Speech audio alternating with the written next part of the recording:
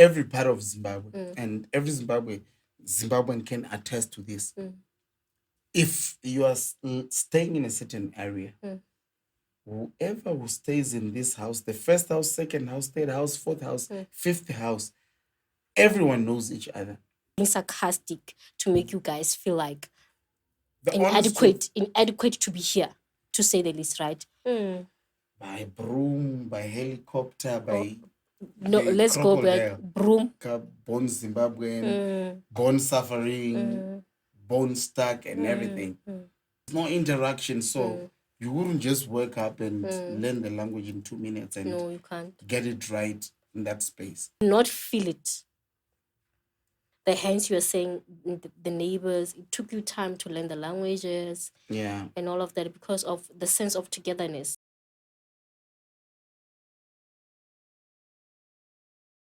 Greetings, world. Welcome to Beyond Borders with me, Tata Baloy.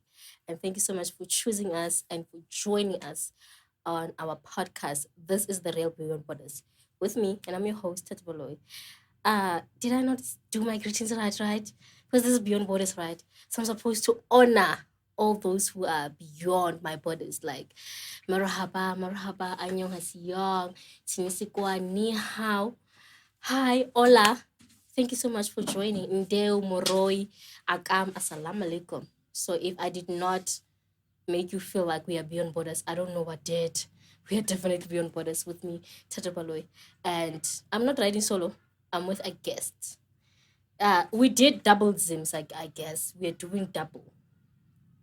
So my guest is from Zimbabwe, and he's gonna be telling us more of himself and his country. So yeah, greetings. Dumela sisi, unjani? I'm good. And even he's greeting me with the languages of my country. Wow, I'm good at you. I would say, really say, if it is to be in Shona, Makadi, Okay. Mafara.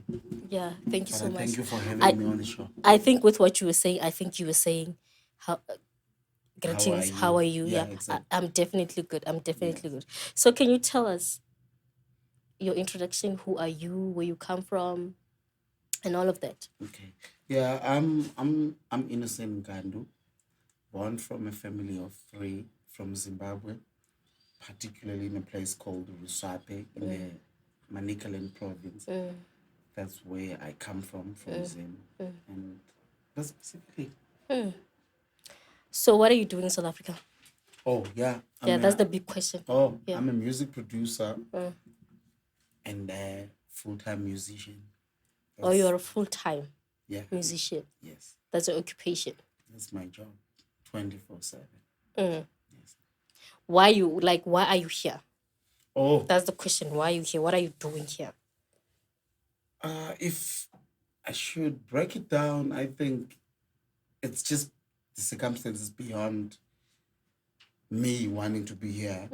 It's because of trying to becoming a better person and achieve something in life, and also me being the oldest son from my father and my mother. I'm just trying to look for something better that I can provide for my family and all that. I think that's why I'm here. That's why you're here. And it's not like you like being here.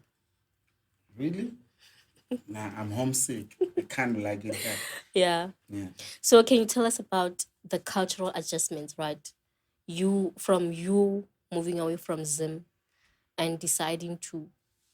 Actually, my question should be, what was it about South Africa that made you say, I'm choosing South Africa, I'm going to South Africa, right? Was it other countries, or was it just South Africa specifically, or you came before because it was the nearest to come to? What happened is, with me, to be honest, I was very comfortable being home and everything. And it happened that I had friends that were here, and because of this music thing, they called me, they invited me over just for a minute, just for an event. So when I came here for the event, it happened that I realized there's so many opportunities with my line of work, with how broad this industry of music it is here in South Africa. It's way better than it is in Zim. Yeah. So I came for a week, okay, I'm here for this and that. I'm done with it. And then I move back home. But when I'm there now, I'm receiving calls. Good. I think you should be this side because of the kind of thing that you've been doing here. And then that's when I come back and also considering, good, okay, We need you permanent. yeah. That's how Also good you are. considering, good, you know what? I had chicken licken, no load shedding, and know what? Oh, you I'm done not there, that? but it's me alone. I'm thinking in my You are head, I'm thinking, like, oh okay, my gosh, I've been there for a week. And I got a taste I of, haven't suffered so much, and the work is good. and I The can't money is say good. no to this. I can't say no. My mom wants something at the end of the day, so I'm like, okay, let me. She must have the taste of that chicken licking, definitely. Exactly. Yeah. So that's what happened with me. Yeah. That's why I ended up relocating this side. So when you came, right, from that point coming to here, what was the journey like? Your travels? Because like most South African would ask, like, oh, we just exaggerate at some point, and think like we know how you guys travel from this end to that end, and be like, they on crocodiles? You know, that might be the case. That might not be the case, because really, in reality, you can't be on top of a crocodile. Sorry, it's gonna eat you alive.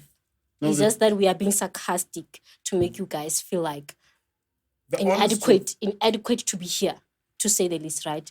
The honest truth is about that. Obviously, those stories, they are very real.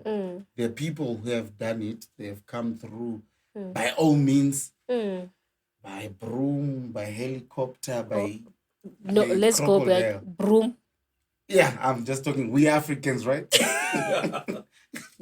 We Africans, right? So by all means of transportation, that's we are there. What I'm saying, yeah. So flying style. Yeah. As long as you arrive, that's what happens. So I was just saying it.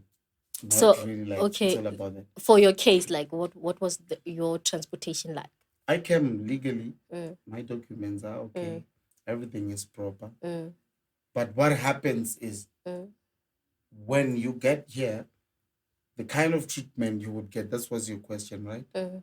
The treatment you get at first, you're treated like just anybody else who is suffering. You understand?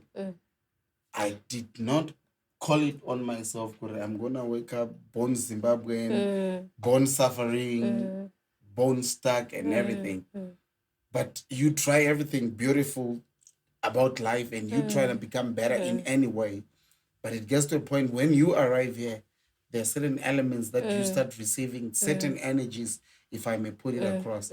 You start receiving that energy. There are beautiful people here. But those people, some people, they have a treatment that, you know what? It's not likable. Yeah, it's not likable. Suffering. I don't know in Tswana if they would say, yeah.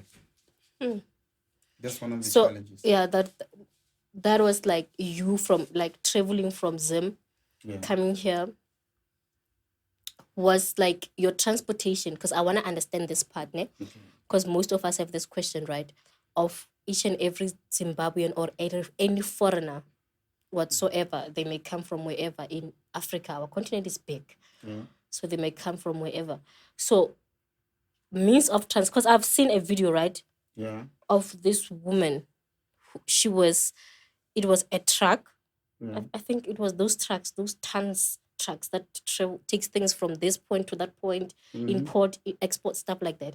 So this woman was in the middle of this part and that big part.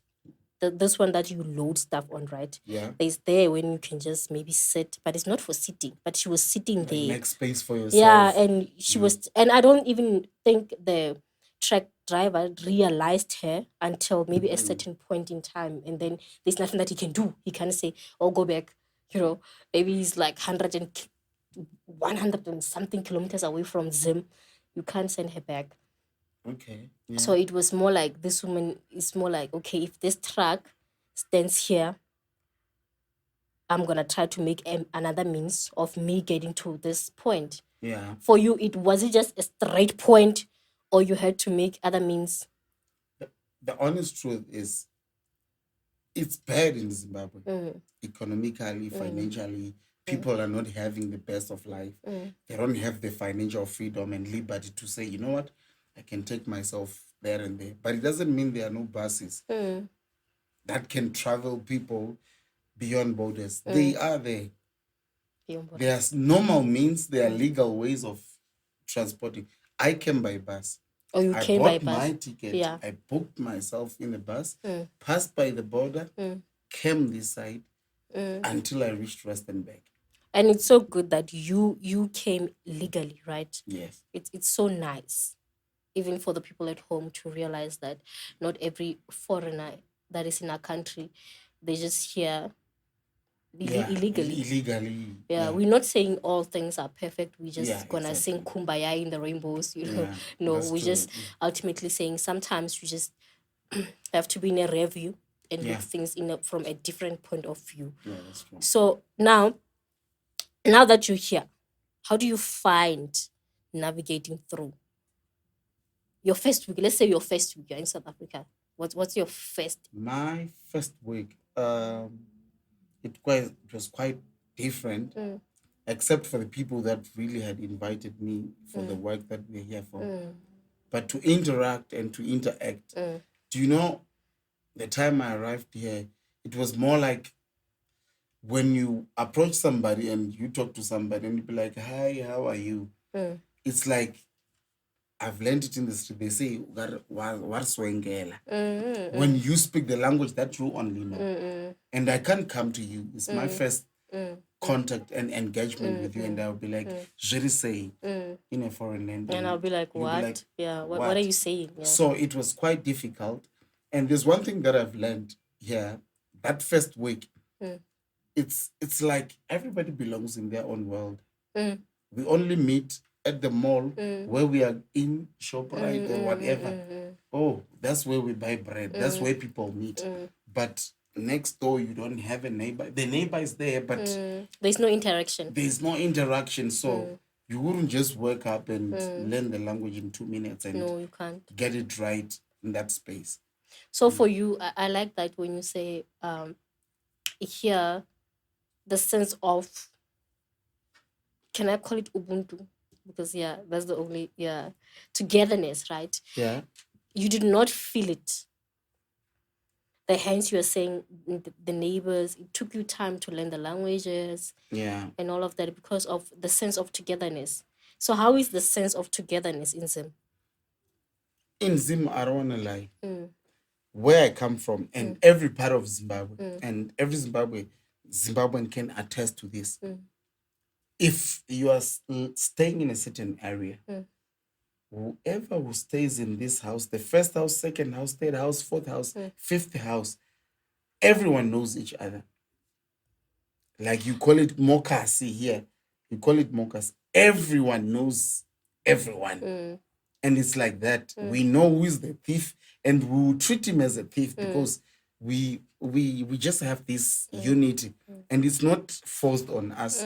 Naturally, it's like that. So you are naturally like that. Yeah. Every Zimbabwean. So now let's talk about the challenges, right? Yeah. Now you're in South Africa. You went back and came back the second time. Yes. What was like your challenges? Because in your mind you're like, I need to get that paper and that cheese. Yeah. I tasted it. I need it. So what was the challenges? I agree you came back for the second time. Yeah. The biggest challenge for me, it was not really about how people interact and how we interact. But the biggest challenge for me was this thing of people just keeping on reminding you that you are here for our butter.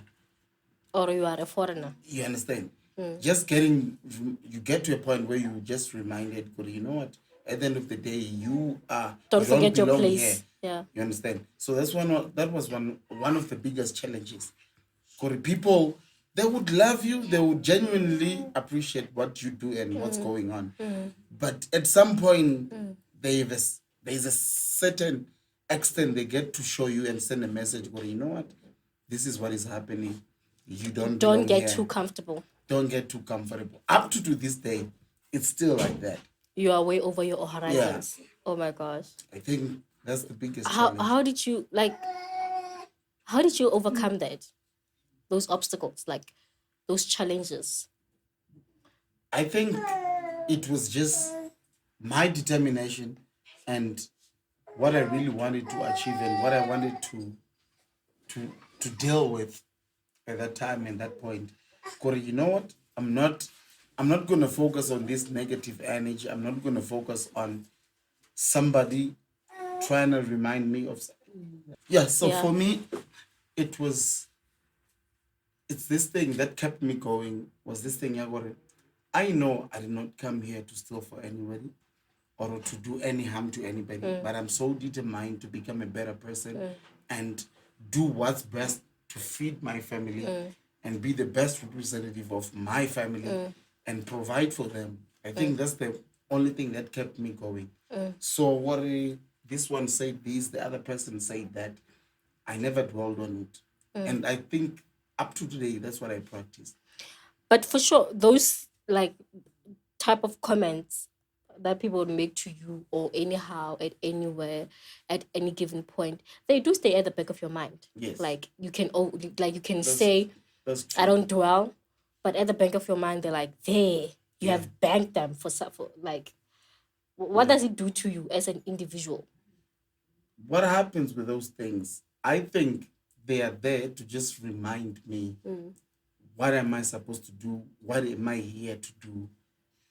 And what am I doing about it? So, as much as they are there at the back of my mind, I try by all means not to stay negative. I try by all means to just make sure that, okay, that one was just a reminder. It was not a bad thing or a good thing. I felt uncomfortable about it, but it's just a reminder. Already, don't get too comfortable. Yeah, You just need to because know anything can happen at any time. anytime, any minute. Yeah, Yeah. that's true. When you came here, let's talk about your daily life, ne? Your integration, your how you were interacting with things as per normal. Because now we can't say it's as per normal, Yeah, because you are home away from home. yeah, And I can't even say home away from home because that time you're probably homesick. yeah, that's true. So your daily routine, your daily life. My daily life for me it's got a limit. I can't walk the streets the way I want because I know for a minute maybe because of that stigma that has been planted, maybe someone is watching. Oh, that foreigner now is passing. So my day-to-day routine it's sticking to my work, family, and that's it. I can't even have as much liberty as I would have when I'm at home. Yeah. Back home, I know even if I walk 3 o'clock in the morning, I'm okay. No one is gonna, no one is gonna put me to harm because everybody knows everybody.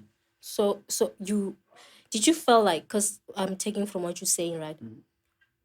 Was there a point in time where you felt like you're not safe, number one, as a foreigner, Yeah. or there's just some surroundings that you can trust, or you're just learning to maneuver in this new jungle that you find yourself in? The honest truth, if you are a foreigner, you are never safe. Not to say Kore, you would point the finger, that one did this, so I'm not comfortable. But that thing, this is not just your land. You can't be comfortable in that space at all times, at 24/7. No matter how much you might try to fit in, no matter how much you might try to maneuver and everything, but you never safe. Yeah. Yeah. So, like, you have been here for how long? I think from 2012, that's approximately 12 years. You have been here for so long. It's a decade. Yeah. And how has it been like? Half of that. How has it been like? The early the early years that I got here, it was quite a bit of a struggle because you need to find your way to be in the system and how to deal with the language, everything. But as it grew. It get to a point where I started realizing what things are opening up and all that. So I'm not really in a bad state of things, but I'm still not comfortable. You're still not comfortable. Yeah, You still don't feel safe. yeah, You like constantly looking over your shoulders. yeah. You You just you have to you stay yeah, you alert. played safe. Yeah, And it's not a nice thing to or a nice situation to be in. yeah. Imagine you're always so jumpy, you're always thinking, You okay, always yeah, what's watching. gonna happen? Yeah, What's the next thing that's gonna happen? So now let's talk about how you were able to make friends, right? Because now you have to make friends yeah, at some point. Even those that are even from here in South Africa, you have to. yeah. It's a That's must. true. Yeah. Was it hard? Was it difficult? Or you just found yourself because you said music, right? Yeah. So I think in music it makes it easier. Was it hard? Was it not? For me, it was not so hard to make friends. Right now, I can speak. I can't say I'm perfect in Setswana. I might miss a word or two, but the kind of friends that I met, maybe it was because we had a common ground of music. So the music brought us together, and it became something that allowed me Your to learn foundation, yeah. from them, and them also give me something to learn about and talk about. Yeah, So it was more easy. yeah, it was. It became easy. Yeah, it was Because easy. now you could, in the streets, you could understand the Yeah, slangs. You I could, would oh, I understand. know What, what he's oh, saying. I know they're what he's saying saying. this, they're saying Yeah, that, and all it that. became Yeah, easy. yeah, that's the honest truth. So if you were like, would you do this again? If you would reverse time, and would you do it again? You mean being in South Africa? I wouldn't, because it's not easy. Okay, I'm having something for myself, and it's becoming better and better and better every I'm day. saying, like, the question is, I should be asking you is it worthwhile? Would you do it because of what you have now, what you have gained when you were in South Africa? Would you I do it? don't think I would do it. Yeah, I because would want to be home. you want to be home. I wouldn't want to do it. Actually, it's a good thing I have it. I'm not saying it in a bad way. It's a good thing that I'm You had, working yeah, and you I have accumulated, something. yeah. But it would have been way better and If you had more it than at, nothing yeah, if it was at home. it's nice. So now let's jump to the big one. Okay.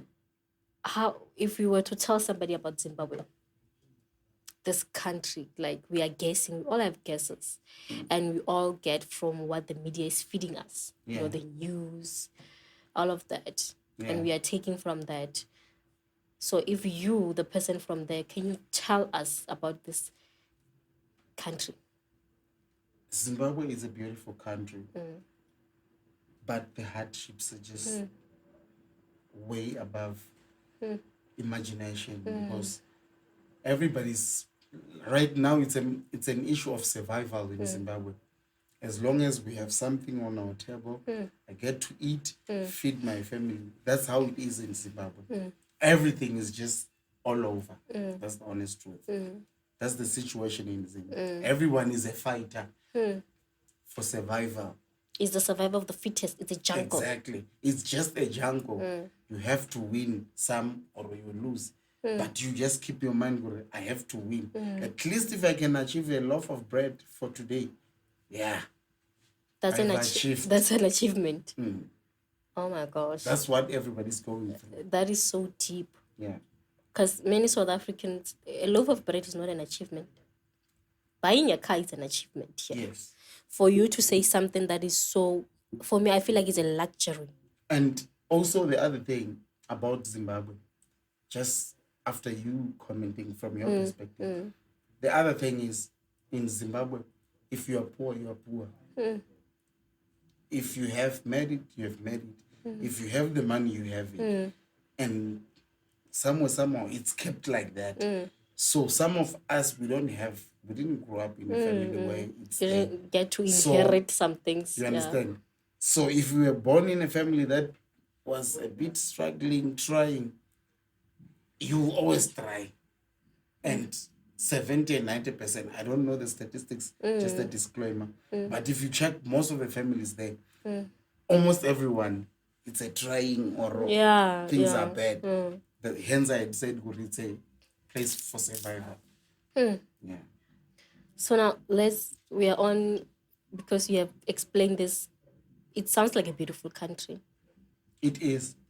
but with less management, right? Now let's talk about leadership of this beautiful country. Okay. He loves and he Hey, loves. that one. So now, it's even for me, I paused because I'm like, if these people are here, all of them, over 2 million Zimbabweans are here, and the only thing they want is to go home, but it's impossible. The possibility of that happening from 100 is 0%. And other people think they are here because you guys want to, or you find luxury living here in South Africa, or you find things easy. It's not, right? So your leadership,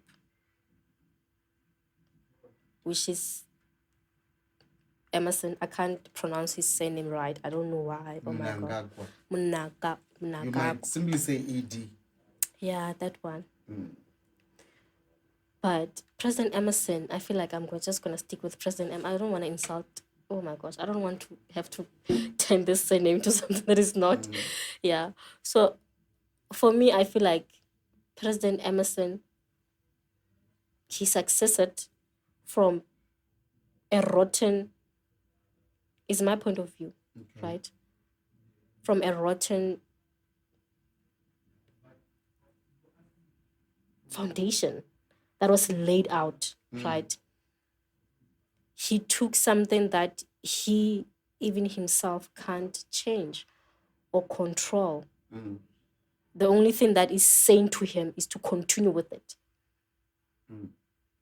Because how do you now be a president of a country, a whole country, and be comfortable in people going hungry, dying of poverty, malnutrition, lack of medical aids? Was that a question or it's I'm still talking. Yeah, I'm coming to the question. Okay. So for you as a Zimbabwean in South Africa, how do you feel about your president? If I am to answer it honestly and openly, Honestly. I would say he's just one of the people that got in a situation where he can't do anything about it. And if he's really willing to do something about it, we could see the signs, or we can see the signs. It's not really about him. When it's a mess, it's a mess. Yeah. You understand? When you found it, you found it. You found it. And you are accountable about it because you took the call. Yeah. You understand? It's more like you took an oath. You understand? You took an oath to save the people or not save. So it's upon your heart and your mindset. But as far as us citizens are concerned, we haven't seen much of a difference because we still. Do you think even now this is still a dictatorship? I don't think so. Do you he's a beautiful soul. He's a beautiful soul, but I think in his camp there are so many loopholes that have not been dealt with from the time that he even took over. Yeah. It has been corrupt from way back to a point that him taking over does not make much of a significance. It's still the same thing that has been going on. Or maybe even him, he might be understand or know about all these things. What's going on? You understand? Yeah, because when you are from the inside, you have a better and a clear picture of what's going on. Unlike us, we are looking through a window. We don't know what's going on. It's easy for my child to tell me, Gore, you know what? My father did not pay school fees. But my child would not know that time, Gore, maybe I was chased out of work. That's why I couldn't afford school fees. You understand? So I wouldn't put the blame on him because he found the mess was already done. The damage was already done. I think we are one of the struggling people in Africa as Zimbabweans. But we have inherited this legacy of education. Yeah. You understand? And brilliance. And brilliance. Maybe it's because of these hardships that we face. Maybe he was giving us education and teaching us how to be hustlers at the same time. Yeah, and get money for it. You understand? Yeah, Somehow, because you can't have it both ways. You can't have it both ways. Yeah. So I think these guys, they can have a lavish life and all that. But at the end of the day, and the bottom line is, they know the truth. If they are looting, they are looting. Things are not okay. That's all I can say. Things are not okay. What do you think about South Africans saying every time things go bad, load shedding? Oh, You know, foreigners. I didn't know that people they have a right to march, make a toy, like you call it here. You have a toy, you carry banners. You are even accompanied by the police to go to the mayor's office. Yeah. And then you'll be like, you know what? We are here because electricity was gone. We want, and it's our right. We want electricity. You can't have that in Zim. Yeah. What's going to happen if you have that? You're going to die? You don't even want to imagine what's going to happen. Oh, my God. Is it that bad? Be safe. Stay away from it. Stay on your lane. On the hunger lane. On the, poverty lane. Deal with what you're dealing with.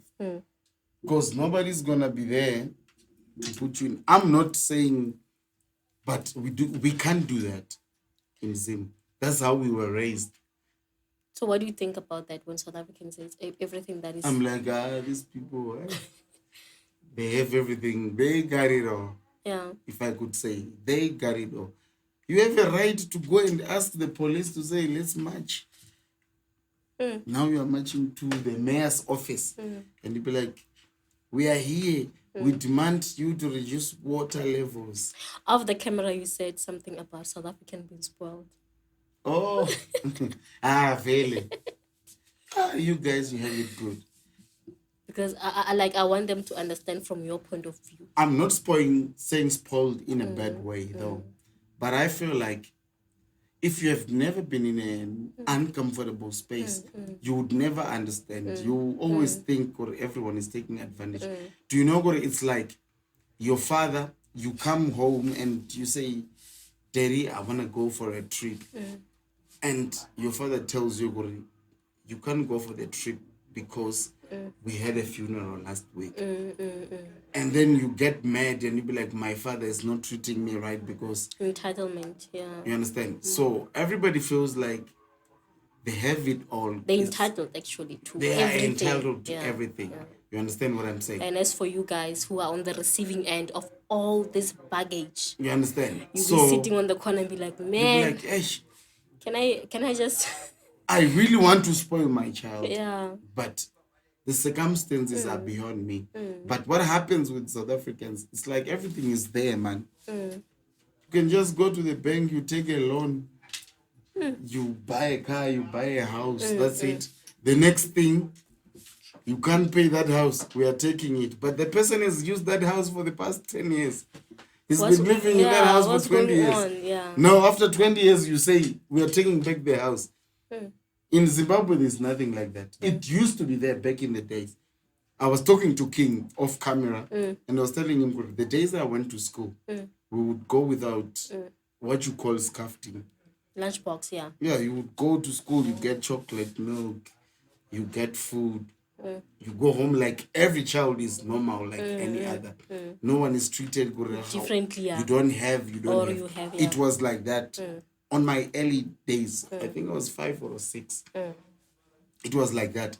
But now if you check in South Africa, a child just grows into a system where everything is just there. He's got the right to everything. They just hand it over. You just match. Right now you match, you go and say close ShopRite, it's closed. Hey. So like now there's a bit of being spoiled there. If you were to have a conversation with your president, what would you say to him? He must fear God. That one. I'm not judging him, but he must fearing God and listen to what God really wants about that country, because that country is a beautiful country. You must listen to God. Yeah. If he is listening, I'm not saying he must not. He must. If he's, because we are not saying, we don't know his We don't know spiritual his spirituality. situation. Yeah. But he must, the reason why I'm speaking like this, if you fear the Lord, you get to a point that everything is about love. And when it's love involved, it means you can't let a child sleep outside without food, electricity. Yeah. You can't let people be hungry. You can't. It's all based on love. And you can only get that from the Lord. And I feel like what you're saying is so beautiful, because from our point of view, experiencing all these presidents that came, because it was Mugabe, then him, right? Yeah. We see them as dictators, the Hitlers of this world, people that they don't have hearts, and they feel like mistreating a human being can be just something that you do. It's more like you hitting a fly, Yeah. You don't feel anything dispose of about them. it. They nothing. So for me, like, it's a shocker that we still live in that world, and I hope that he's watching, or he's gonna watch this podcast, and I hope that something's gonna go through his heart beyond that steel of emotions. Because It's this thing, yeah, we don't know what's really happening around him or what's going no, to but happen. that's why I said I feel like there comes a point in time where we need to stop with everything and just take accounting for some Yeah. things. Be Because like accountable. I said, when you are a leader of a country, you take an oath and you plead in front of your people and God and say, I am going to be the leader and protector of these people. Yeah.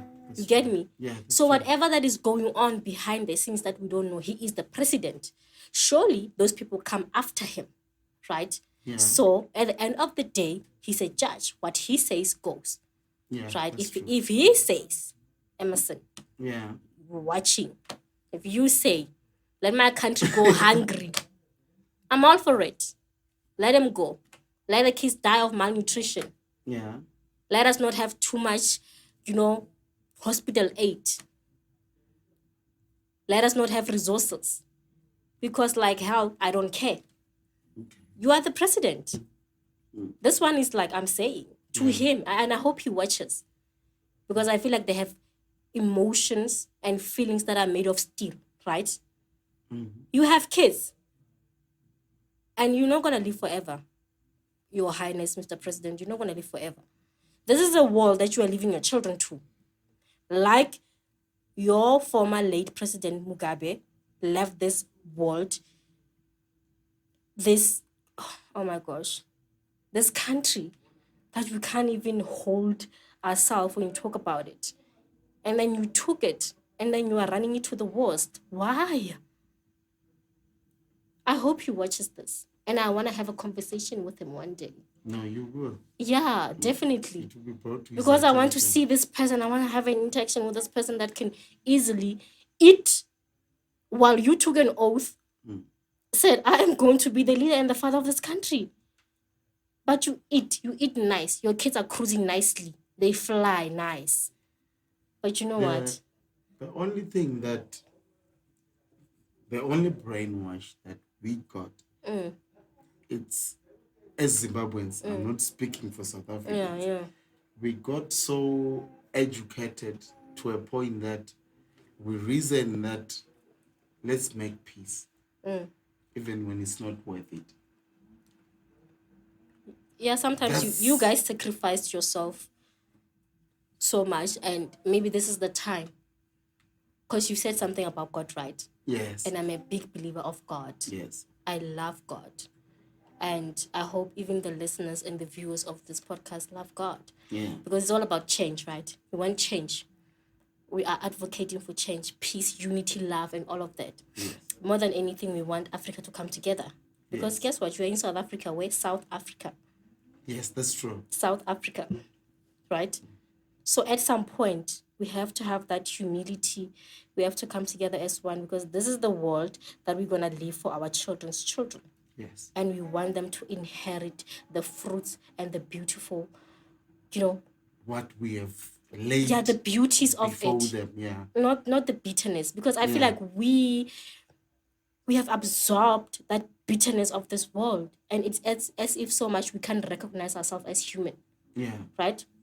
So I'm in this point of now you are in South Africa, you are experiencing this. As we close up, I'm your color, like our colors, skin type is the Exactly. same, right? But I can hate you so much without even thinking.